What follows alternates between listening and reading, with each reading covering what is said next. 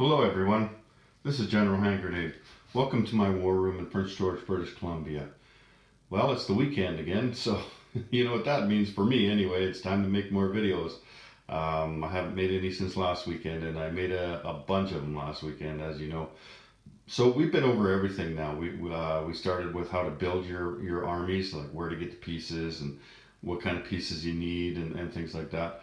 We've been over the map, all the terrain features that are on there, the mountains and the rivers and the cities and the different types of waterways.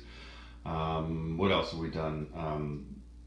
We looked at the political situation in depth, and that's most of it. Like there's probably a few things that I missed, but we'll get to those. You know, like as time goes on, you might notice something more that I didn't even realize that I'd forgot, but it'll be in there.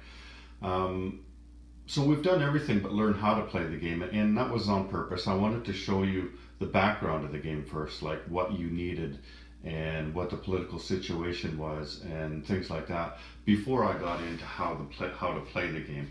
But now that we've done all that, now it's time to learn how to play the game. There is one more thing though about the pieces though. Somebody asked me a question the other day about the neutral armies and did I do a video on neutral armies, how to build them, and I didn't. So my neutral armies are probably going to be a little bit different than most people's because I collect the custom infantry. Like here, you'll see these are World War I Turkish infantry and our Ottoman Empire. So I'm using them as Turkeys, but I'm also using them like I painted these ones red over here. So they look like Middle Eastern, so I use them for Iranians as well, and I've got Polish infantry up there, but I colored the Polish a different color. Look, I went on the internet and I looked to see what kind of uniforms they had, what kind of hats they wore, and everything, and so I matched them up. I tried to match them up as best I could. And so, like this guy here is actually a Polish infantry, but he's custom infantry, right? Anyway, you don't need to do that. The easiest thing for you to do, and the cheapest thing for you to do, is to go into the sale bin and buy the neutral army sets. And you can stick with one color, like just if you want, just pick all gray or all white or whatever. And then you can mix and match them, and it'll be a lot easier for you too. Like I tell you, I've got a legend, that tells me, okay, Belgium is red, Otherwise, I don't have this memorized, and so how would I know where the brown guys go and where the red guys go, right? The other thing you can do is with their expansion sets. Some of them contain a lot of units, like the Spanish Civil War. I wish I would have bought the Spanish Civil War. I'm still thinking about doing that. What I did was I just used a bunch of pieces that I had, right? Because anyway, it gives you tons of pieces in that set for the Spanish Civil War. And I know that it costs quite a bit, but at the same time, you're also getting an expansion set. And so you're killing two birds with one stone. You're compiling your neutral armies, and you're getting an expansion set. And expansion sets are one of the cool things that sets this game apart from Axis and Allies, is that you can add to it. It adds to the flavor and it adds to the complexity of the game as you're ready for it, right? And there's many different expansion sets, but some of them are specific types of units.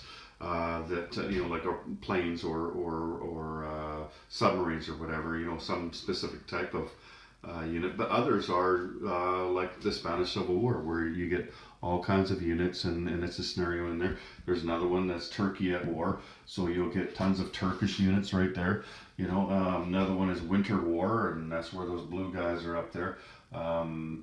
That gives you a bunch of Russian and Finnish units. So there's those types of things as well that you can that can help to build your neutral armies. And the other thing is, and I'm going to put a link in the description box of this video, because we have a new YouTuber out there. He just started, I think, just a week ago, maybe just over a week ago, and it's somebody who's been helping me learn the game, and he's a really good guy. His name's Rank Carcass. You might have seen his name in the comments of either my videos or on some of the chat boards, accessandallies.org or the Global War website. He's quite prominent in those. That thing up there on the wall there, that one right across from me there, he was the one that made that up, and he did a really good job, and he's done a whole bunch of other player aids as well. Anyway, he's very creative, and a lot of his videos that he's done so far, and he's done quite a bit actually for only having it for a week or so. A lot of what he focuses on is how to build this game on a budget. He starts out with his do-it-yourself table, and I did my own table as well. But his is a completely different design than mine, and it's really cool. But also how he built his armies and how he built the game. Like he never purchased any factories. He made his own factories, and it just a different take on the completely different take than I had on how to build the game, because a lot of people are concerned about the cost of the game, and they should be. You know, not everybody has the money to spend on little plastic army men that I do, right? Like, to me, this is my hobby, and I don't have kids to raise anymore, and you know, and so on and so forth, and so I put out the extra money. But not everybody has that extra money. They have families, or you know, they're just getting started in the workplace or whatever. It's not there. And so I encourage you to go and see his videos and to see how he's built his armies, not just his neutral armies, but the other armies as well. Like me, I spent money on the chips, you know, like the militia chips and everything. He just uses different colors of chips. You know, like you get 50 of them for what, $2 or something like that off a historical board gaming. There's a number of different colors, you know, and so like mountain infantry are on this color of chip, and militia are on this color of chip, right? Like that's how he did it. Anyway, it's very interesting, and I'm really excited also because he and his brother are coming here. I think in 3 weeks, 3 weeks from today, or from yesterday actually, they will be coming to the War Room in Prince George to play me a game, and I'm expecting to get my ass totally kicked. Because these guys have been playing the game for a couple of years, and that's why I'm excited, because that's going to help jumpstart my understanding of this game. Like, I'm really starting to understand the rules of the game and everything, although I'm picking them up as I go along even. But to understand how to play the game, and he did that too on one of his videos. A really interesting game, and even he said it was an interesting game how it turned out. He did a battle report on one of his games. I'm hoping that he does more like that, battle reports on his games, because it's neat to see how that game evolves. What I mean is how it evolves from the starting setup, right, until you get to the end. Like, how the hell did these guys take China, you know? Anyway, so I'm going to put a link in the description box to him, and you should go subscribe if you like Global War. I don't think he's much into Axis and Allies anymore. He started there, like probably just about everybody that plays Global War, but I think he almost exclusively plays Global War. So if you're a fan of Global War, go check him out. Anyway, so let's get to what we're doing today. I'll just finish off. So neutral armies, yeah, just use whatever you can. Like, you can use old Axis and Allies pieces, and you can paint them, or like some of them were different colors. I have whenever I go to grab extra pieces, whether it's for this game or for others, I have a box that I keep them all in, and I've got some celery green British guys, right? So there you go. That could be a bunch of neutral armies right there. A bunch of, you know, they're celery green. There was red Japanese at some point in time. Gray Germans, you know. There's lots of different pieces that you can use from your old Axis and Allies game. This game doesn't have to cost you a lot of money. Anyway, so that's a little blurb on the neutral armies. So starting today, and let me just show you one other thing as far as those custom infantry pieces. Like here, this is one of the things I used right here, toy soldiers. And this is Anzac, World War I Anzac infantry, and you see the guys that are down below here. Like if you look on on Netherlands, the Dutch East Indies, what they wore, this is exactly what they look like. And so, you know, I don't know if they got the hats from from the Australians or what, but that's exactly what they wore. So you know, like I use these and I just painted them orange. Like here, they come like this, right? You might have to trim some stuff, like they still got the thing on their heads there. Yeah, and you know, like there's them and there's the Polish guys. Like I said, somebody else asked me where did I get those ski troops from? The in Finland there. It's from this box here. It's Siberian Riflemen, and it's a Russian set of infantry, and you know, it tells you how to paint them and everything. But anyway, that's where I got those from to answer that question. So those are you can find all of those online. I showed you in an earlier video combat miniatures. He sells a lot of them, including those Turkish ones that I showed you. I was just on his site last night and I saw that he's selling the Turkish ones now. Okay, so setting up. That's the first thing we do. First thing you got to do is you gotta get people that are willing to play this game and they're interested. Like you don't want to get somebody in there that's half-hearted. There's no half-hearted in this game. You're either in or you're not, because it's going to involve a lot to learn this game and to be committed to playing it through to the end, because it's a long game, right? And so you need the type of people that are going to like to play this type of game. If a person all they like to do is play video games because they're fast and they're quick and everything, then that's probably not the type of person that's going to play it. But you know what I'm talking about. You have friends in mind that you know will love this game, and others that won't, and so we don't approach them about it. But anyway, find yourself a group of people that want to play this game, and then you got to get them together. Try to get a whole weekend or something, right? Or have a room like I do set off to the side where you don't have to pick up your pieces and clean up your board. If you can do that. A lot of people are going to have to play at their kitchen table, and that's not an option. But if you have a room, then you can play it over time. If not, then try to make sure that everybody can make it on a certain weekend. It'll probably take, I would give yourself at least 2 days. It might take longer, but give yourself 2 days anyway. And then you get together, right? And so then the first thing you need to do is choose a scenario. There's two scenarios. There's World War II and there's Total War. And that is like here. Let's take a look at the British card here. So 1936, that's Total War. 1939, that's World War II. And so basically what that means is, in the World War II scenario, it starts with the German invasion of Poland, right? And it lasts 12 turns, and it's the game starts with Germany is already at war with Britain, France, and Poland, and Japan is at war with China, with both the communists and the nationalists in China. And that's how the game begins. Whereas in 1936, nobody's at war with anybody else. But you can go and attack neutrals, or you can attack each other if you want. But everything you do leads to something. The Spanish Civil War is going on in 1936, and the Chinese Civil War is going on in 1936. But as far as the powers that you play, Britain, France, China, Germany, Japan, I guess China as well, Russia, Italy. As far as those ones, they're not at war with each other yet. This is before World War II begins, and that's called Total War.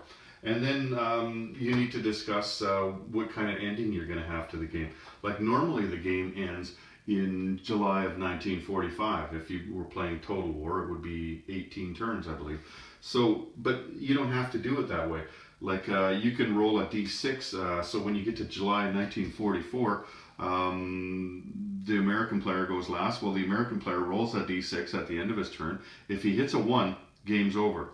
And then you go to January of 1945, and the American player rolls at the end of his turn. If he gets a 1 or a 2, then the game is over. And then July of 1945, he rolls again. Roll a 1 to 3, and the game is over. In 1946, a 1 to 4, and it's over. And then you can keep going after that. You know, if the guy rolled a 5 or a 6, you can keep going. And each turn after that, a 1 to 5 ends the game. So that's just a way of making it a variable ending. Because I tell you, like, there are certain victory conditions in this game, and I'm not going to talk about them today. I'm going to wait till after I teach you how to play the game, and then we're going to talk about victory conditions. But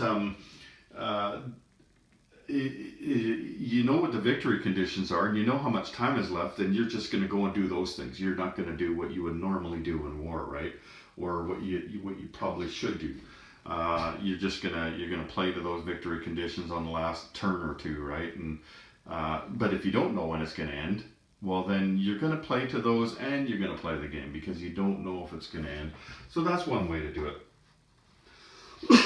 And then the next thing you're going to do is you're going to choose what kind of rules you're going to play. And this is probably something you'll probably discuss before you start to play the game. There's when we looked at the map there, we saw that there's mountains and there's rivers. You don't have to play with mountains and rivers. You can play it where it's just of course you wouldn't need mountain infantry, but you could just play where there is no mountains and no rivers, so there's no modifiers on your dice, just until you learn the game, right? Or until the people that you're playing with learn the game. If you only have, like, if you're playing with 5 people and only one person doesn't know how to play the game, and everybody else wants to play with the mountains and rivers and cities and things like that, then I would play with them, because at least at that point you know that that person is going to have a teammate, and the teammate can help them through, right? You know, like they can tell them whether or not it's a good idea to attack that mountain, you know, or to amphibiously assault these people, right? You don't have to completely change the game just because 1 out of 5 people doesn't know how to play it. But if 4 out of 5 don't know how to do it, then perhaps you do want to play without, or even half the people if they don't know, then maybe you want to do it without terrain modifiers. So there's those optional rules. And there's other optional rules as well, like the expansion sets. Once you start playing, then you know, there's all kinds of expansion sets, and I've put a few of them here, but I've got a number of them. So like U.S. War Plans, that's one of the newer ones that they have. You know, the Fighting Railways, Africa Corps. There's all of these different kinds of things. Here's Group Monsoon, U-boats in the Far East. There's fighter squadrons, and there's Atlantis. You know, there's a number of different kinds of expansions that you can play, and all the rules are online for it. So even though maybe only one of you has the game, maybe it's you and your friends don't, well, they probably have a computer. Say, okay, we've decided we're going to play Group Monsoon, so please read those rules. You know, go to the Historical Board Gaming website and read those rules, because we're playing next weekend. So make sure that everybody is familiar with the rules that you play. Or say, you know, I just got the Africa Corps one. Read the rules before you come over. That'll save us some time, right? You know. Anyway, decide what rules you're going to play, because the rules are not set in stone in this game, and there's optional rules, and like I said, there's those things. And so try to decide ahead of time, or before you have to decide before the game begins. You'll go halfway through and say, you know what, let's just throw in Group Monsoon, you know. Like you could, I suppose, but you know, like it wouldn't really be fair to do that. Like you want to make sure that everybody's got a fair shot to win the game, right? Okay, and then it comes down to, it's time to assign nations. So who's playing what? And that's something that you could also do ahead of time, because like here you've got your nation card here. Here's one for Great Britain that I showed you earlier, right? So everything that the Great Britain player does is on this card, right? It's not all the rules, of course. You've got to read the rule book as well, but everything specific to Great Britain is on there, right? But the British player is also playing the Far East Command and Anzac, and there's cards for those as well. So if a guy knows ahead of time, okay, I'm going to be the Commonwealth, then they can go ahead and check those out online and read up on them, and find out what the strengths and weaknesses are, and know, you know, okay, this is what I need to do to get my bonus income. And that's a really big deal, right? is your bonus income. That means just about everything in this game to try to get yourself to the point where you can declare war, or that you are at war if you're starting in 1936. So you assign your nations, and if you only have two players, then you're going to have one player play the Allies and the Comintern, the Russians, and the other player is going to play the Axis. Now that's not very ideal because, like I played the one game that I played. That's what happened was I played all the nations, but anyway, I just found that I didn't care when I was playing the Allies or the Russians who won the game, as long as it was our side, right? And that's not really how to play this game. There's supposed to be two separate sides. And for the most part, you're going to play that way for most of the game. But at some point in the game, if you're trying to win the game, if you're the Russian player, you're going to want to try to screw the Allies somehow. You know what I mean? And not necessarily screw them, but, you know, like that guy wants to go and take this, maybe I want to take that, you know, because it depends on your victory conditions, right? It could be advantageous for you both to get something, and so you're gonna want to get it ahead of the Allies. And that you're gonna find that that's not going to happen if the same person is playing the Allies and the Comintern. Like, you're probably just not going to care as long as one of your teams wins, right? So that's if you're playing with two players. So if you're playing with three players, then that's better, because then you've got one person who is the Russians and one player who is the Allies, and then the other player who is the Axis. Now, if you're playing with 4 people, then probably it would be best if one player played, like, you can do it however you want. And it could be with people with a lot of experience will play the harder nations, and maybe they will have more to do, right? But if you were playing with 4 people, for instance, the fourth person could play Japan. So you got Germany, Italy, and then the Allies, and then the Comintern, and then one person played Japan, right? Or it could be that the one person just plays the Far East Command, you know, and one guy plays the Axis. You know, you have a very experienced player who plays the Axis, but that's up to you, right? 5 players. Now, I think 5 players would be ideal, because then you'd have 2 players playing the Allies, 2 players playing the Axis, and 1 playing the Comintern. You only need 1 to play Russia, right? But with 2 players playing the Axis, then you've got 1 to play Germany and Italy, and 1 to play Japan. So one guy is playing over here on this side of the board, and the Pacific Theater, that's their baby, right? And then the other player, they're working together with the Italians and the Germans, and their job is to take over Europe, basically, right? To hold down the Europe side of the board. And then for the Allies, the Americans, like, honestly, it could, if you start the game today, it could be tomorrow when the Americans finally get into the war. No word of a lie. So the Americans, they can play France, right? I mean, they're going to play China, right? But China is not much. Like, you're getting mostly just dudes, right? So the Americans can also play China, the nationalist Chinese, and they can play France, because France is right in the shit. Like, they're right in the middle of everything.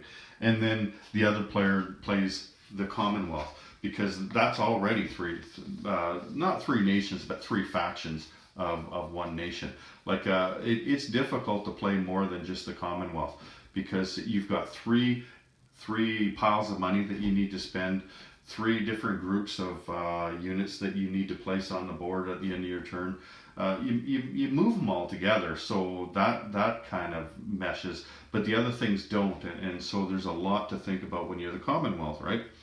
You can play 6 players, so you could just split up Germany and Italy and Japan, 1 player each, and then 1 player plays the Soviets, and, you know, like, 1 player plays the Commonwealth, and the other player plays the States and France and China again. You could play 7 players, so in which case you would split off the Far East Command and the Anzac. And if you played 8 players, well, then you could play France by itself and the Americans by themselves. But to me, I don't know. That's a lot of people to get around one table, for one thing. it would be fun, you know, like to just for the social aspect of it. But like I could see losing interest, people losing interest in the game, right? Um, that's just me though. Okay, so that's where you start there. You decide who's playing what, right? And then you need to get your stuff. So, like I said, you get like you've decided, okay, you're going to be the Allies, or there's 5 people, you're going to be the Commonwealth. So here, like you give the person their card, right? And then you've got your setup. The other thing you need to decide, you already decided, sorry, was the setup. So there's the 1936 setup and how to set up the units. And there's on the other side of the page is the 1939 setup. And each nation has these. They have the 36 setup and the 39 setup. Make sure that everybody is setting the same one up. You don't want half the people setting up 36 and half the people setting up 39, because they're vastly different. Like you look at all the writing on that side is more than the writing on this side. So you've already built a number of things, right? So it's not going to work if even one person is setting it up wrong. Now, if you know ahead of time what scenario you're playing, you've talked it all out and everything, maybe the host can go ahead and set up the board. It'll probably take them a long time, but they can do it. But at the very least, if you're the host, then I would try to set up the neutral armies. Maybe you haven't talked about who's going to play what yet. So you go ahead and you set up the neutral armies. You can set up, I've got the Chinese set up if you want. You know, you get the Spanish set up. And so to set those up, then they don't have a 36 and a 39 setup. The Spanish do, but nobody else does. So like here's the Spanish, and the top two there, that's the 36 setup. And then the bottom one, there isn't a Spanish Civil War. It's just one nation. Okay, but everybody else, as far as the neutrals go, everybody else is the same setup regardless of what year it is, right? What you would do though is you look. Let me just try to find something here. Okay, I don't see anything in the 30s, but you look here, like in January 1941, you add 1 infantry of neutral. Like if you go through these and something says something by 1939, then you would add that as well, right? So those are the neutral cards, and you're going to need those while you're playing the game because of what I just showed you there. They're at some point in time, and you're going to check that at the beginning of each turn. Somebody's going to have to check that. Okay, we need to add one of these guys in Romania, and we need to add this guy in Sweden, and you know, so don't forget to check those. And then, so everybody's got their card and everybody's got their setup, and then everybody's going to go ahead and set up. Now take a look at when you're setting up here.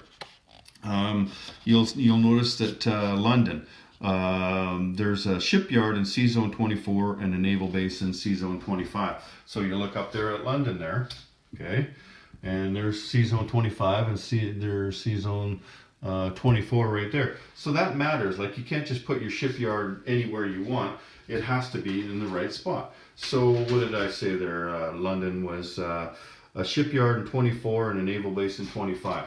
So the shipyard goes down here, and the naval base goes over here, or it could go here. This is C Zone 25 as well. Wherever you want, you can put it like that.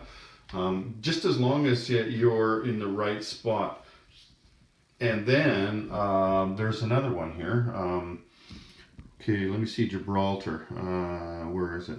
So you have a fortification, but you have a coastal infantry in C Zone 79 and C Zone 80.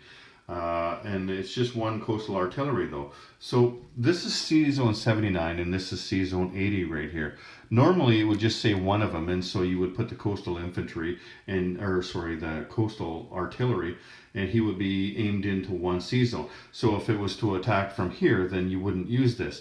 But in this case here, it says that it's for both, so you would have to put it on the line there. Okay, and you will find that like in the very same place there, the naval base is to service the same one here. And it's important that you do that. Like you could, it's hard to do this. But it's important that you do that because it's not 2 naval bases. It's 1 naval base in the middle that serves as 2 places. Otherwise, like it matters when it comes to damaging a facility. You'd have two facilities there, so it's not fair to the person damaging it that they have to damage two facilities. They should only have to damage one facility because that's what the rules call for, is only one naval base in that territory. So it'll tell you everywhere, like something goes in Scotland, or something goes in a certain sea zone, or something goes in Scotland that is touching a certain sea zone, like I showed you here, and like I showed you up there. And you'll go along and you'll set these things up, right? But you'll look at down at the bottom there, there's ship and facility chart. So then you'll come down here. Here's the ship and facility chart. Now you can't forget to set those up. So like in this particular one, there's supposed to be a light carrier in position 3. There's supposed to be a cruiser in position 3. A destroyer and a submarine in the place units box. And you'll find that just about every nation are going to have units on the ship and facility chart. It's just at the start of the game, like they're saying, okay, in 1935 they started building a battleship or something. So those things are already on there. It just gives you a leg up when you go to start the game, right? That you already have something in there. So anyway, so that's the ship and facility chart. And when you go to set up, if you've got everybody over, you're going to want a selection of everything. So you've got lots of chips on the board, like I've got them here, and I've got chips over there, as well as I've got flight stands, because my planes go on flight stands. So there's all the flight stands, and make sure everybody knows, what color a chip is for what. These are 1s and these are 3s, and these are 5s and 10s. Make sure that everybody understands what the units are. Like you can't just look over there and say, hey, how did you get so many jet fighters? You don't even have jet fighter technology. So you got to make sure that everybody understands what the units in their boxes, and that they understand what the units that you're using is. Because there's, I've got a couple of different kinds of mechanized infantry, for instance. It has to do with the technologies, right? So that means I've got a couple of different kinds of mechanized, different kinds of armor, different kinds of artillery, just so you can differentiate between the two. So make sure everybody knows the difference.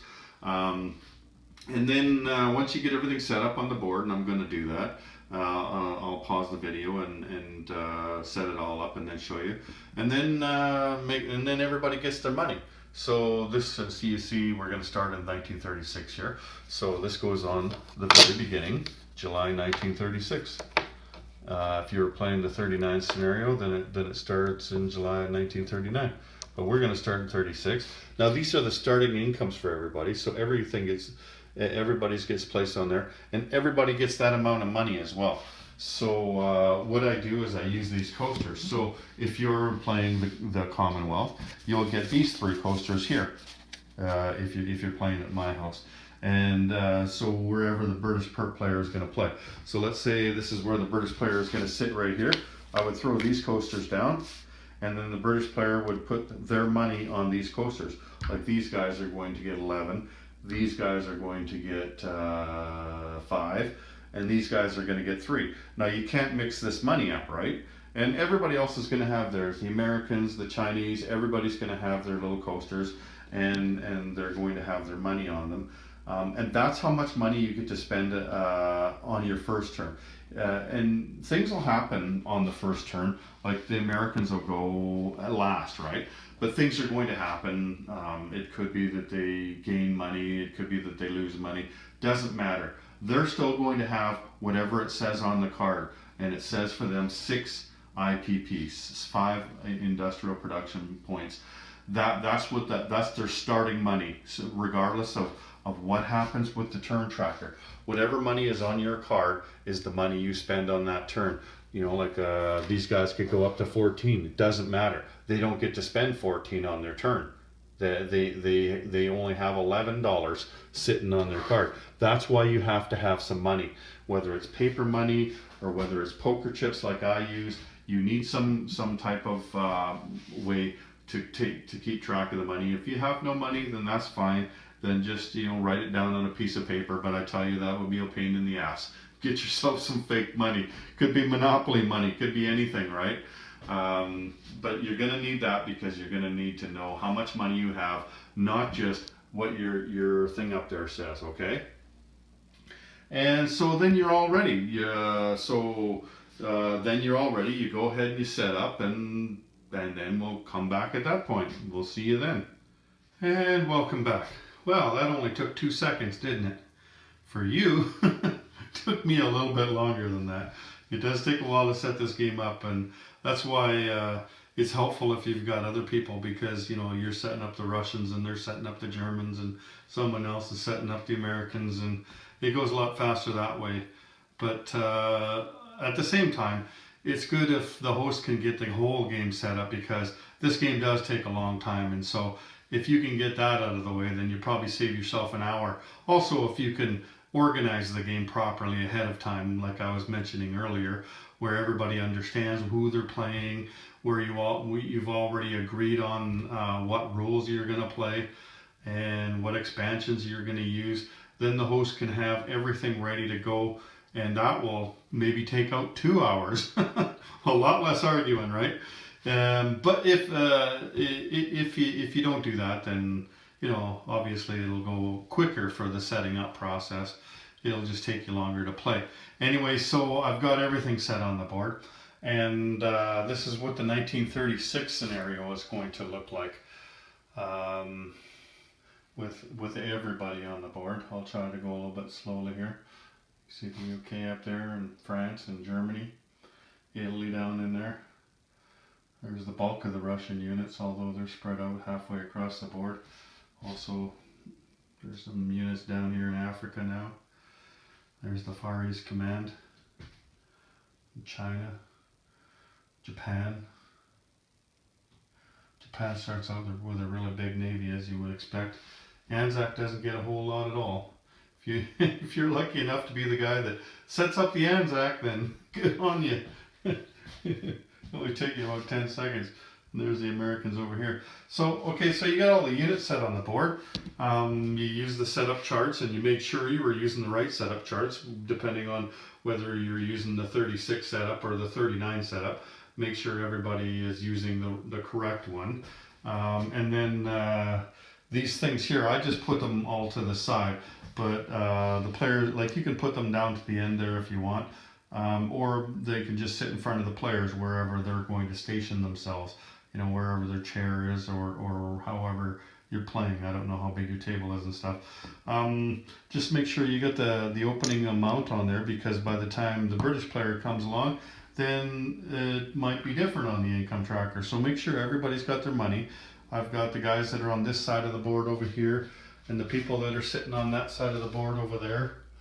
And then you got to have chips so that everybody can reach them, right?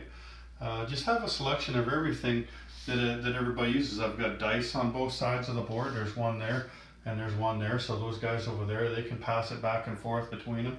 And over here, these guys can pass these dice back and forth. And on both sides here, I'll just show you over there real quickly. There's everything that's over there is also over here. So both sides have got one of these things. You've got a selection of chips. So like the essential ones that you really have to have, or something to represent them in this game. Like there's under construction chip. You need something to represent under construction, and these ones work good because they're nice and small. That's for your facilities and things. Well, you have to show on the board where they're going to be. It's not just enough to put them on the chart. So I just put them in there. You need escort duty chips, because or something to denote that a ship is on escort duty, because there's a difference between being on and not being on, and you have to know which ones are and which ones aren't.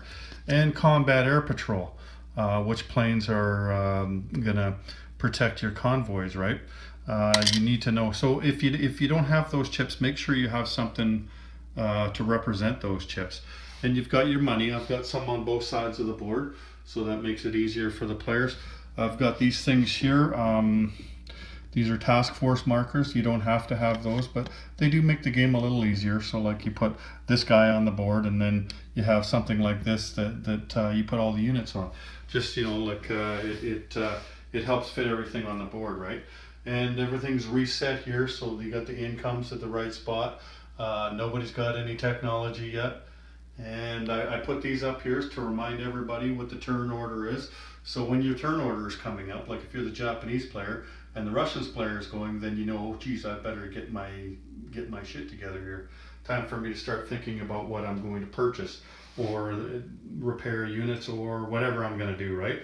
Aside from all the units on the board there, make sure that you put all the units in the ship and facility production charts. I showed you that on the setup charts that that there are units that will be for just about every nation on here, and they got to go in the right place.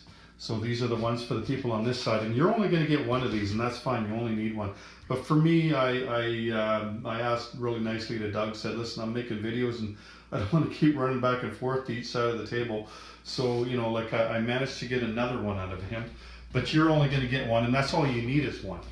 So here's one for the other side of the board here, for the people over here, like the Russians and the Italians and the Germans and the Japanese. And these ones here, I put them here to remind myself. These are light carriers.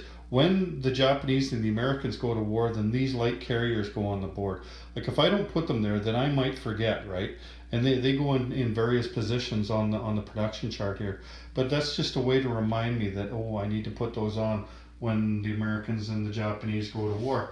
And then you just look over here. So this kind of mirrors what was on the other side. I've got different types of chips.